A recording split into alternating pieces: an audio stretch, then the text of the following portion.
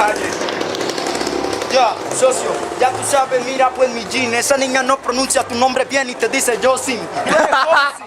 Ya tú sabes que vamos así, porque yo sí soy un MC, así nací, crecí aquí, me voy a morir. Socio, ya tú sabes, me va a tener que oír, porque ya tú sabes, socio, que tú sabes, tengo bastante mi cerebro, porque tu camisa es blanca y te la voy a dejar como negro. Ya tú sabes, porque así improviso, aunque a veces se me sale la saliva, socio, ven pa' acá, no te hagas tan arriba, porque mis rimas golpean duro. Socio, se te acabó tu futuro, porque ya tú sabes que allá este man Robinson cruzó. No te vio cuando cruzó, porque te maté con mi rima. Socio, ya llegamos a tu casa y la viejita se me arrima. Me pregunta, niño, ¿usted por qué es tan talentoso?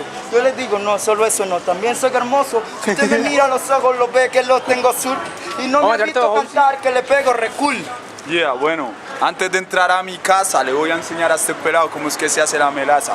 Aquí voy hablando, en esto improvisando, Crazy Style siempre voy representando. En la calle con saliva siempre ando, voy para arriba. En esto improvisando junto a un voy para encima. Aquí improvisando como siempre el neuleo. Tranquilo parcerito, en esto yo soy un rapero, pionero del guero, del barrio El Diamante. Siempre parcerito, siempre parto con la frase, sean reggaetoneros o sean quisque pioneros. Tranquilo parcerito, en esto no creo en nadie.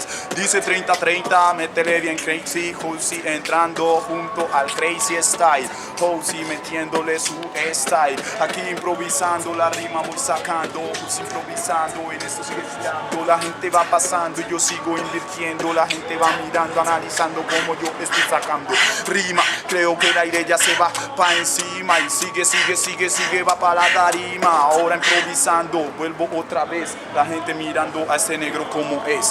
Yeah.